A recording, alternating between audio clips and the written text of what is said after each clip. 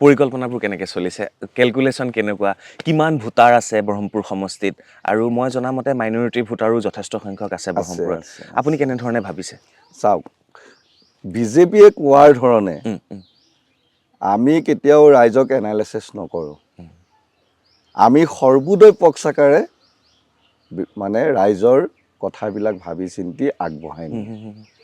এতিয়া সৰ্বোদয় পক্ষটো বুজি পাইছে নহয় বুজিছোঁ গতিকে বিজেপিয়ে সম অধিকাৰৰ কথা কয় ডাঙৰ ডাঙৰ বিজ্ঞাপনত শ্লোগান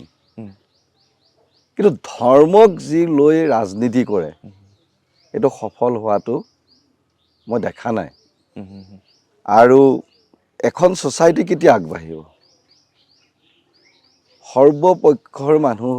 বা ছ'চাইটিখনৰ ওপৰত বেছ কৰি যেতিয়া আগবঢ়াই নিয়া যাব তেতিয়া আমি আশা ৰাখিছোঁ যে যিটো বৰ্তমান